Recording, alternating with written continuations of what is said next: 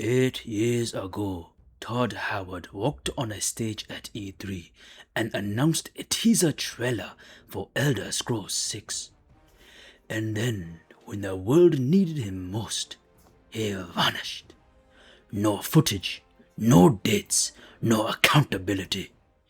Just a teaser trailer of a mountain that was swept under the rugs and lost to time. And then, this month, out of absolutely nowhere, he delivers Elder Scrolls 6 updates. Obsidian's back in the wasteland. Remasters a roadmap. Cool. Great. Awesome. So what changed? Did Todd finally find religion? Did he have a vision quest? No. What changed was somebody showing up with a belt. No, man. What's good, Slanties? Welcome back. Today we're talking about a possible redemption arc in modern gaming. Bethesda finally acting like a studio that ships games. And the only reason is because Xbox's new CEO walked in, looked at 8 years of Todd jacking off behind his desk and saying it's coming along well when he finishes, and decided enough was enough. Today's the day. So we're going to go through exactly what happened, why it happened, and why, I cannot stress this enough, this is Bethesda's last and absolute chance to prove they're not just a museum for IPs that no one's allowed to touch. So grab whatever you're drinking. This one's long, because there's a lot to be mad about. Alright, so let's set the scene. Elder Scrolls 6 was announced back in 2018. 2018, guys. That was 8 years ago. Almost a decade. We're talking about times when the iPhone X was new.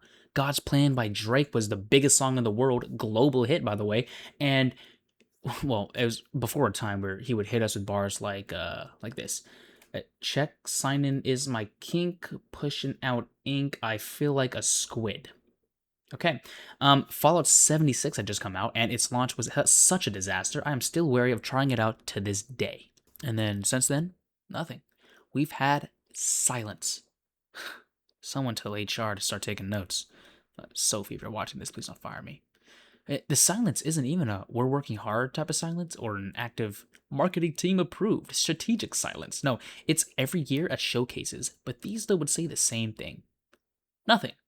They'd smile and move on like they just left a rehabilitation center ran by those penguins from Madagascar. Just smile and wave, boys. Smile and wave. That's right.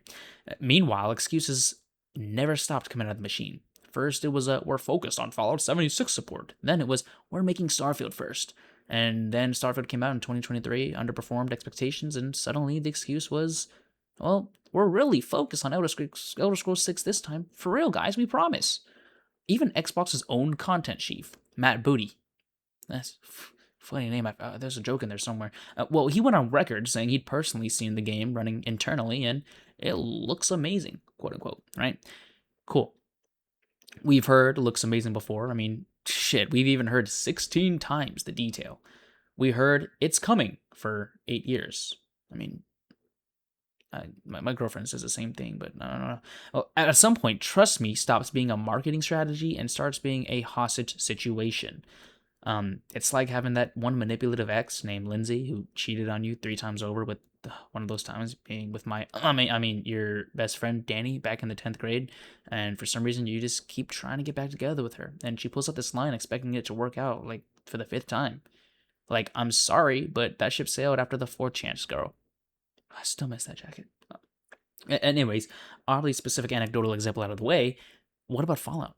A mainline Fallout game hasn't shipped since 2018. If you even consider Fallout 76 a mainline title, I mean, I know a lot of people enjoy it, but I can't say it's the same as a single-player Fallout title.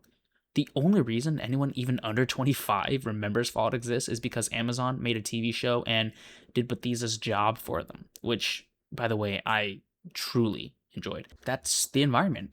8 years of excuses with 0 results to show. What was it that Todd said? Oh, right. Great games are played, not made. Well, Todd, I have an idea. How about you stop playing games with us and start making games for us to play? Maybe when you said the Elder Scrolls was a 25-year running franchise, I didn't know that it meant we wouldn't get another mainline title for 25 fucking years. In comes my dad's best friend, the belt. So here's where it gets just a little bit ugly, and if I'm going to be real with you, a little sad too. Earlier this month, Xbox's new CEO, Asha Sharma, announced what she calls the most significant restructure in Xbox's history.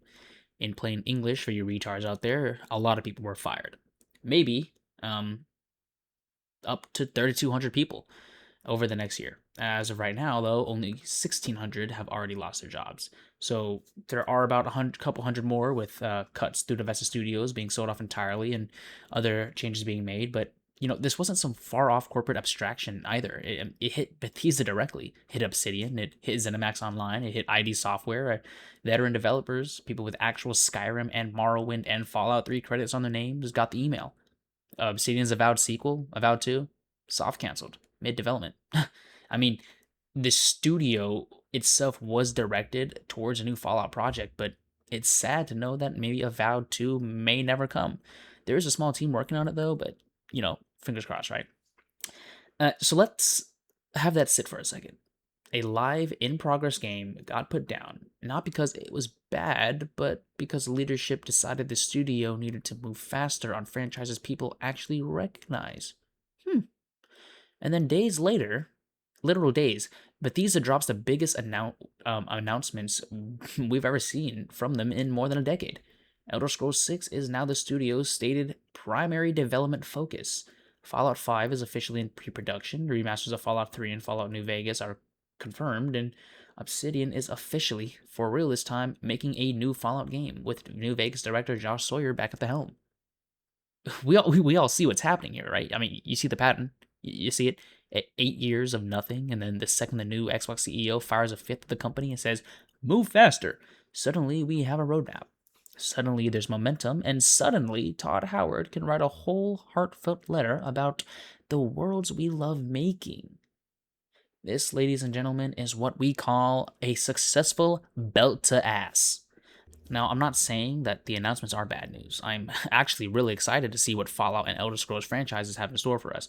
But it's that excitement that kind of makes me infuriated, because it not only proves that these games are always achievable, but that the CEO of Xbox themselves is aware of how badly we as fans wanted a new mainline title in either of these franchises.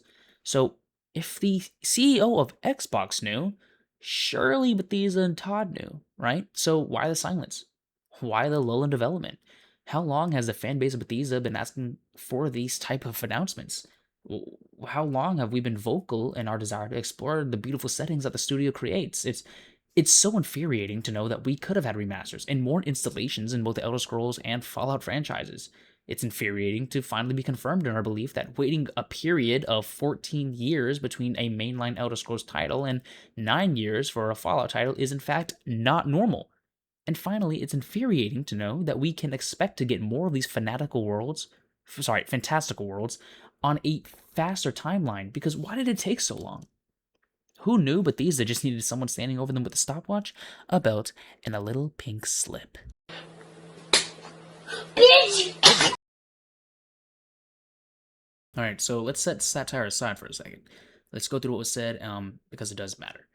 Todd Howard's letter didn't mention any layoffs directly, which, sure, corporate communications or whatever, but it did lay out a plan. So Elder Scrolls 6 and Fallout 5 are both being built on a new shared engine, Creation Engine 3, described as letting teams support multiple projects off of the same foundation. ZeniMax Online will keep working on Elder Scrolls Online, now with a more tightly integrated Bethesda game studio, and Fallout 76 will be getting a Raven Rock expansion in 2027, positioned as a prequel to Fallout 3. That could be interesting. Now, there's talk of a Fallout 30th anniversary celebration in DC, and Starfield is getting new content too, but just let everyone know it's not quietly being abandoned. But the real crown jewel is Obsidian's new Fallout game, and it isn't going to be some side spin-off that no one asked for. There are multiple reports saying it's a full first-person mainline style RPG, so it's not a smaller B-team project. The kind of thing that New Vegas fans have been begging for since 2010. 15 years, 1-5. Yep, that's right. 15 years of please let Obsidian touch Fallout again. And it took Xbox nearly imploding for it to happen. So I just wonder if Obsidian was jumping at the opportunity, or if it was kind of thrusted upon them as a result of their previous experience with the Fallout franchise. I can kind of see it now. Obsidian watching the Fallout franchise getting fucked by Bethesda after all these years while I sit watching in a corner. Hmm. Yeah, okay, here's my problem though. None of this comes with dates. Nothing. There's no release windows on the Elder Scrolls 6 game. There's no release window on Fallout 5. There's no release window for any of the remasters. All we have are in development, in pre production, and coming along well. These are the same words we've heard for years. It's just, it's got a slightly scarier context behind them now because we know jobs are at stake. Um, well, we know the studios making these promises, they just got gutted by a fifth. This isn't a roadmap, but is this just a PR announcement designed to mask a brutal round of layoffs and make it appear like a strategic masterstroke? Because if that's true, I mean, that's exactly what makes it just so hard to celebrate. So you're probably asking then, Slants, with all this good news, why would this be Bethesda's last chance? Well, here's why. Real people lost their jobs so this roadmap could exist. Artists who work on Skyrim, developers who spent years building something that, you know, got scrapped overnight, just because it didn't fit the safer IP only strategy. At the end of the day, this is someone's mortgage, someone's career, someone's livelihood. The deal being made, whether anyone wants to admit it or not, is that all of this pain is supposed to be worth it. Because now, finally, we get the games we've been waiting for so long. Elder Scrolls 6, Fallout 5, Obsidian Fallout game, remasters, stuff fans have wanted for over a decade. Which means if Elder Scrolls 6 comes out unfinished and half-assed, Bethesda will drown. I mean, we as fans cannot accept mediocrity here. They have had all this time to work on this title, and there should be none of this Bethesda jank, which is really just an excuse for unfixed bugs, poor playtesting, lazy coding and development on the creation engine. You know, I may get some hate for this, but I truly think that we deserve better writing too. The story shouldn't be a bland, simplistic story. I want stories that, make me feel the way I did when watching the end credits in Cyberpunk. I want writing that makes me struggle and actually think about the decisions I'm making and how they'll impact the world around me, like in Witcher. I want a feeling of cinema that I experienced when making my way through Red Dead Redemption 2. Like, I can't be the only one who expects more quality in the writing than what we've experienced with Skyrim and Fallout 4, right? Say Fallout 5 gets delayed into oblivion. You know, say the remasters are lazy $10 upscales with none of the care that New Vegas deserves. Looking at you, Obsidian Remaster, which to this day is not in a great spot. If Obsidian's new game gets watered down by committee notes from executives who just fired a fifth of the company, there's no excuse. None. You can't blame we were focused on live service anymore. You can't blame the engine wasn't ready anymore. The studios were rebuilt around exactly these games at the cost of people's actual livelihoods. That's the last chance. It's not a cute thumbnail clicking, it's an actual literal statement. This is the last time Bethesda gets to cash in 8 years of goodwill and call it a plan instead of a product. And who knows what this future has in store for Bethesda and Todd if they fail to deliver. So, where does this leave us? Cautiously excited? Maybe. Deeply skeptical? For sure. But in the end, I'm honestly just a little bit tired. I'm tired of trailers with mountains and no gameplay. I'm tired of it's coming along well, being treated like an actual update. And I'm tired of watching genuinely talented people get laid off right before the company they built gets to take a victory lap. Look, I want Elder Scrolls 6 to be great. I want Fallout 5 to be great. I want Obsidian's game to be the second coming of New Vegas. I'm not rooting against Bethesda, but I am rooting against the idea that this is how it's supposed to work.